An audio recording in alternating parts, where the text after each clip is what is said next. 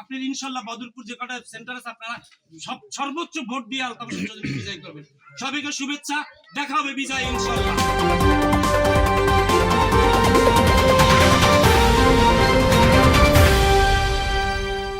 ও Arafat Rahman Foucault ক্রীড়া সংগঠনের কেন্দ্রীয় যুগ্ম সাধারণ সম্পাদক আনিসুর রহমান আনিস ভাই প্রধান বক্তা হিসেবে উপস্থিত আছেন।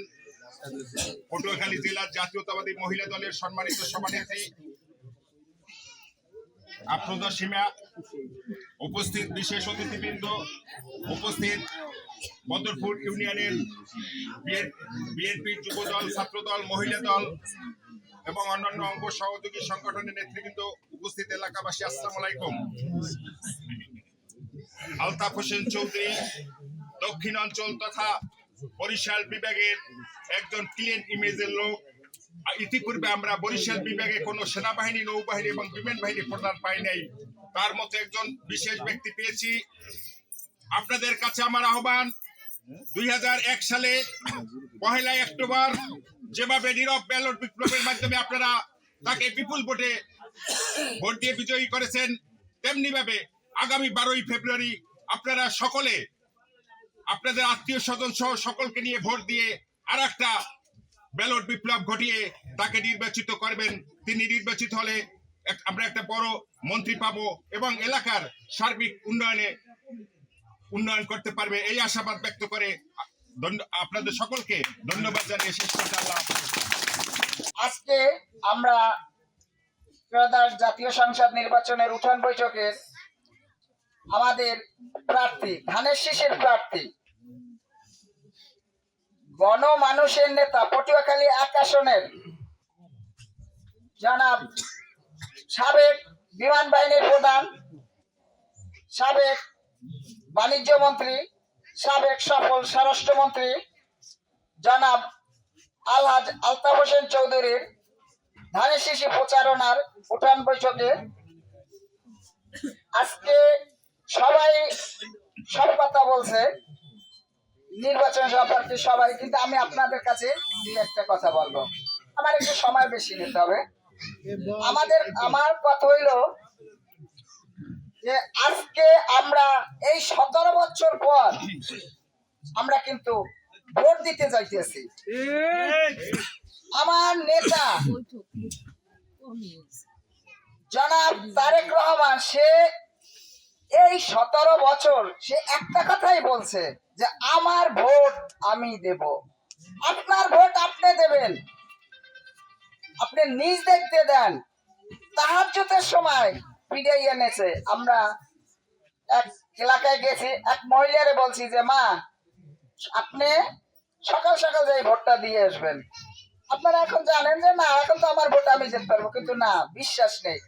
তা ঠিকই বলছেন মা, আমি ভোট দিতে গেছি, আমারে বলতেছে যে আপনার ভোট আপনার সতীনে দিয়ে গেছে।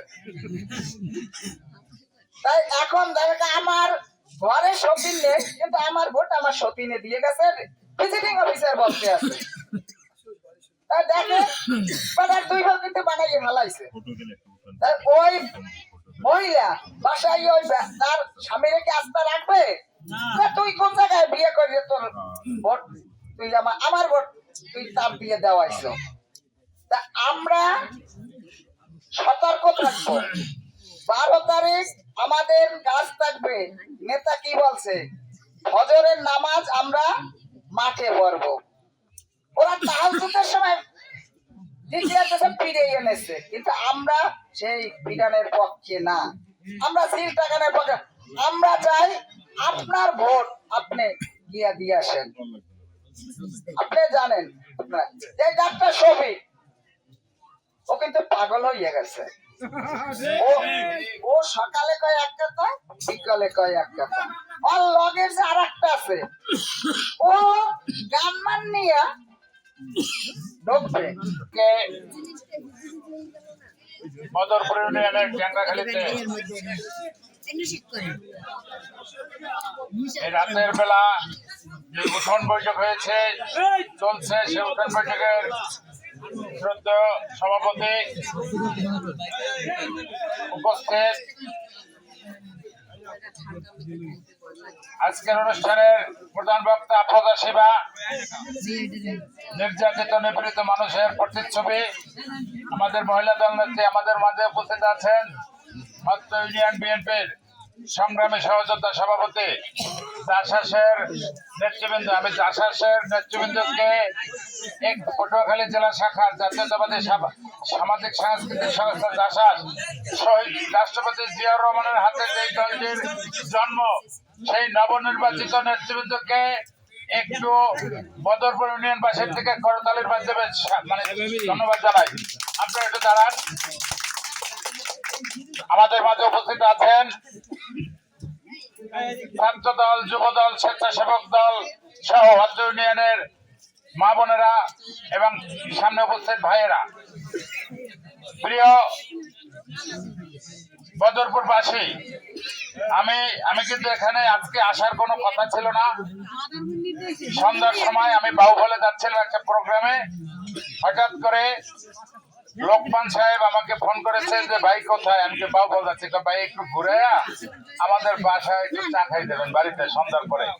সামনে আবার আছে ওই মাহফিল আছে, অল্প সময়ের মধ্যে আমরা আপনাদের সাথে একটু চা খাবো। আইসা দেখলাম যে একটা মহাকাণ্ড। এই জন্য কিন্তু মানে অনির্ধারিত ভাবে আমি এখানে অতিথি হয়েছি। যাই হোক, আজকে যে কথাগুলা যে ছোট ছোট দুই একটা কথা বলবো। আমরা কিন্তু আজকে বদরপুরবাসী, আজকে আমি যখন আসলাম এই রাস্তাঘাট দেখলাম আসার সময়, এই রাস্তাঘাট দিয়ে প্রমাণিত হয়েছে বদরপুর যে এত অনুন্নত জায়গা, আধুনিক মানে উপশহরে মানে এইটার অবস্থান হওয়া সত্ত্বেও আধুনিকতার কোনো ছাপ পড়ে নাই। এর একটি মাত্র কারণটা হলো ফ্যাসিস্ট সরকার 100 বার শিওর ছিল, অনেক মানে পরিসংখ্যান করে আবিষ্কার করেছে যে বদরপুর বিএনপির ঘাঁটি। কি ঠিক বলছে কিনা? বিএনপির ঘাঁটি। এটা আপনাদের বলতে হবে না, এটা আলতাফ চৌধুরী সাহেবের বলতে হবে না। এই অনুন্নত, এখানে আধুনিকতার কোনো ছাপ নাই। এই প্রান্তরে মানুষ যে মানবতার জীবন যাপন করছে, এখানে ছাত্র শিক্ষকেরা যে স্কুলে কিভাবে যাচ্ছে, মানে যে কষ্ট করছে, তার অর্থ হলো এইটা বিএনপির ঘাঁটি। আওয়ামী লীগ নির্ধারণ করে দিয়েছে এই এলাকায় কোনো উন্নয়ন করা যাবে না। আজকে আমি বলতে চাই, আপনারা সেই ভাগ্যবান ব্যক্তি যে ব্যক্তিরা এখানে উপস্থিত হয়েছেন এবং যারা মাহফিলের কারণে উপস্থিত হতে পারেননি। আমরা মনে করি আমাদের প্রাণপ্রিয় নেতা, দক্ষিণ বাংলার কৃতি সন্তান, পটুয়াখালীর কৃতি সন্তান, সাবেক স্বরাষ্ট্র ও সাবেক বাণিজ্য মন্ত্রী, সাবেক বিমান বাহিনী প্রধান, বিএনপি চেয়ারপারসনের উপদেষ্টা, ভাইস চেয়ারম্যান আলতাফ হোসেন চৌধুরী এই এলাকাকে ইনশাল্লাহ আমি ঘোষণা দিলাম, আপনাদের রাস্তা আমি ঘোষণা দিলাম। আলতাফ হোসেন চৌধুরী, আপনারা এখানে যারা স্থানীয় নেতৃত্ব আছেন, আপনারা এটার আইডি দেবেন, যে রাস্তাগুলো অনুন্নত।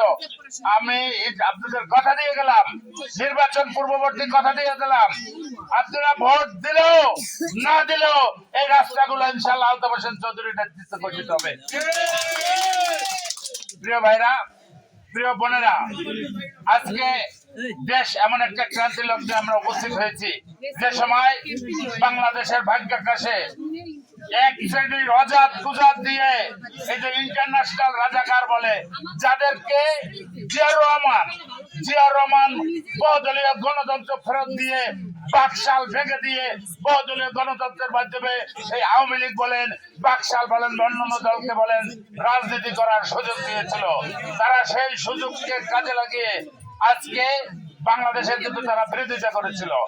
বাংলাদেশের এই মা বন্ধের উপর ঝাঁপিয়ে পড়েছিল পাকিস্তান হায়দার বাইরে এই রাজাকার আলবদরের উচিলায়।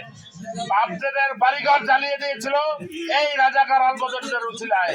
তারা বাংলাদেশের এই গণহত্যা চালিয়ে আজকে তারা বাংলাদেশে এমপি হওয়ার স্বপ্ন দেখে। আরে সরকার তো আল্লাহর রহমতে বাংলাদেশের মানুষ কিন্তু মুক্তিকামী মানুষ, এদেশের নেতৃত্ব দিয়েছে স্বাধীনতার যুদ্ধে এদেশের মানুষ। তারা এই রাজাকার আলবদরদেরকে বাংলাদেশ কিন্তু কিয়ামতের আগ পর্যন্ত ইনশাআল্লাহ তারা আসতে পারবে না। তারা একটা নীল নকশা করতে চায়। তারা কিন্তু চোর, তারা কিন্তু তাদের জন্ম কিন্তু পাকিস্তানে। তাদের জন্ম পাকিস্তানে, তারা পাকিস্তানের স্বাধীনতা বিরোধিতা করেছিল। তারা বাংলাদেশের বিরোধিতা করেছিল। তাদেরকে বলা হয়, ওই যে আমাদের লোকমান বলছে, আন্তর্জাতিক রাজাকার। এই আন্তর্জাতিক রাজাকাররা আজকে আপনাদের কাছে এসে ভোট ভিক্ষা করছে। আমরা মনে করি এদেশের সচেতন মানুষ এই পিছনে তারা যে অপকর্ম করেছে সেই অপকর্মের জবাব ভোটের মাধ্যমে ইনশাআল্লাহ দিবে। কি বলেন, দিবেন না? আগামী নির্বাচনে ধানের শীষকে কেন ভোট দিবেন? ধানের শীষ হলো গণমানুষের দল, ধানের শীষ হলো উন্নয়নের দল, ধানের শীষ হলো মুক্তিযোদ্ধাদের দল, ধানের শীষ হলো কৃষক বান্ধব দল, শ্রমিক বান্ধব দল, মেহনতি মানুষের দল।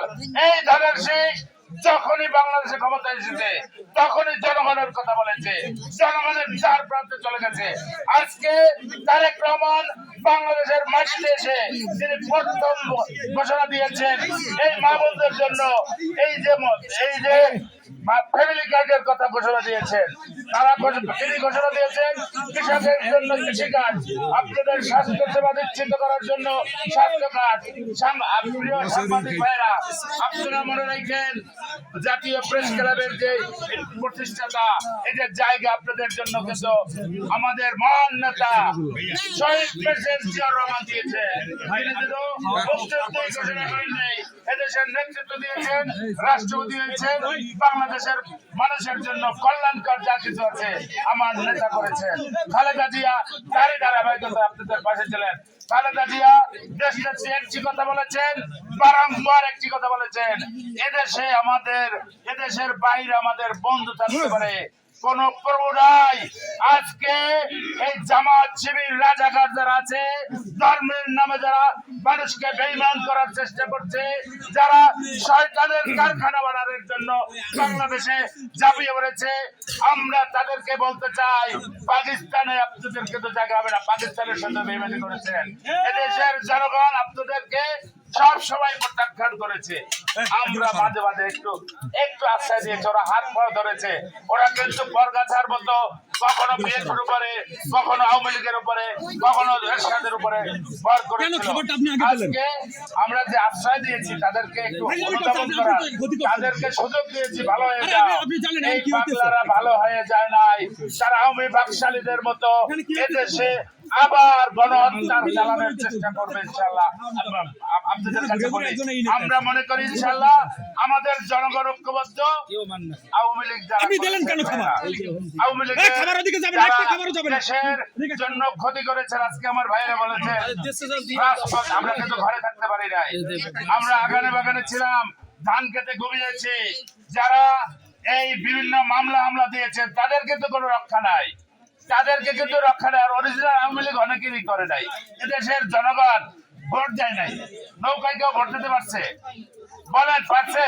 নৌকায় ভোট দিয়েছে আওয়ামী লীগের কিছু ওই সামনের সারের লোকেরা, এরা সারা রাত্র ছিল গেছে। আর যারা সাধারণ আওয়ামী লীগের কথা বলেন, এদের অনেকেই অনুশোচনা করছে। এরা কিন্তু অনেকের আক্রোশের শিকার হয়েছে, অনেকের ঘর থেকে জোর করে নামাইছে। আমরা মনে করি সবাই মিলে আগামী নির্বাচনে আলতাফ হোসেন চৌধুরীকে ধানের শীষে ভোট দেবেন ইনশাআল্লাহ। কি বলেন? সবাই একসাথে বলেন, ধানের শীষে ভোট দিবেন। আমার ভাইয়েরা নেতৃবৃন্দ বলেন দিবেন, সামনের নেতৃবৃন্দরা বলে দিবেন। তাহলে আগামী নির্বাচন হবে আলতাফ হোসেনের নেতৃত্বে ইনশাআল্লাহ। জননেতা air vice president Altaf Hossain চৌধুরীর নেতৃত্বে পটুয়াখালী পুনর্গঠিত হবে ইনশাআল্লাহ। সবাই ভালো থাকবেন। বাংলাদেশ জিন্দাবাদ, শহীদ জিয়া অমর হোক, খালেদা জিয়া অমর হোক, দেশ নায়ক তারেক রহমান জিন্দাবাদ, বদরপুর ইউনিয়ন বিএনপি জিন্দাবাদ জিন্দাবাদ। অভিনন্দন জানাচ্ছি। আজকে অনুষ্ঠানের সভাপতি, বন্ধুবর প্রধান অতিথি, শহীদ জিয়া গবেষণা পরিষদের সম্মানিত সভাপতি আনিসুর রহমান সহ মহিলা দলের সভানেত্রী আফ্রিকা সীমা সহ এখানে যারা উপস্থিত আছেন সবাইকে আমাদের সংগ্রামী শুভেচ্ছা রইল।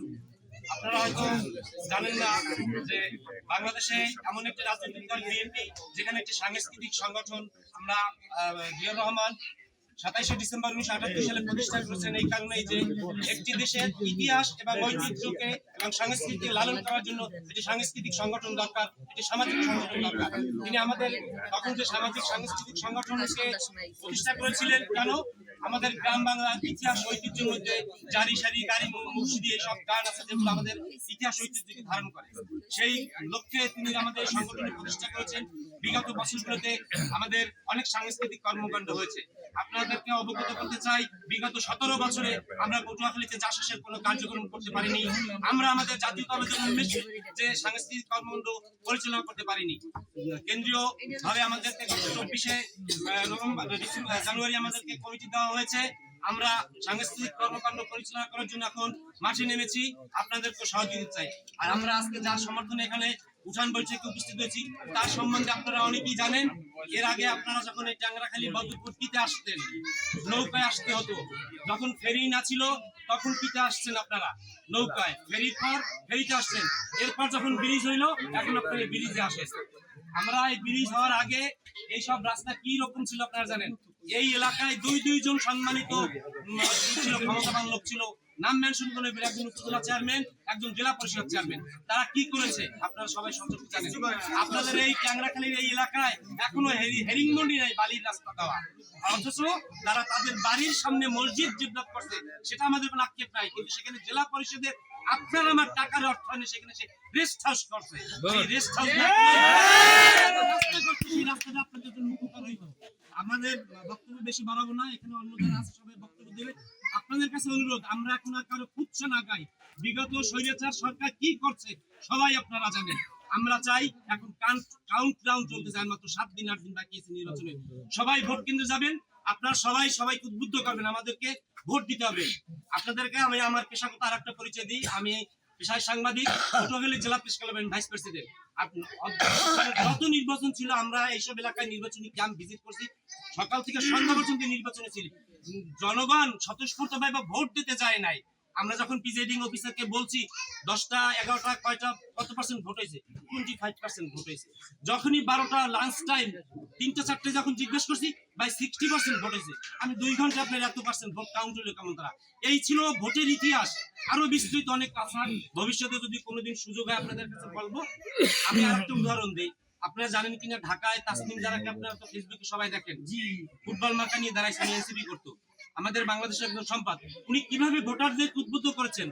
আমার সামনে এই ভাই আছে, ওনার কাছে সে ভোট চাইছে এবং তার কাছে বলছে ভাই আপনি আরো 5 জনকে উদ্বুদ্ধ করুন, আরো 5 জনে যদি আমাকে আপনারা যদি করেন, তারা যদি ভোট দেয় আমি ইনশাল্লাহ বিজয়ী হব। আপনারা এখানে যারা উপস্থিত আছেন 5 জন যদি সবাই বলেন, আপনি ইনশাল্লাহ বদরপুর যে কটা সেন্টার আছে আপনারা সর্বোচ্চ ভোট দিয়ে আলতাফ হোসেন চৌধুরী বিজয়ী করবেন। সবাইকে শুভেচ্ছা, দেখা হবে বিজয় ইনশাল্লাহ।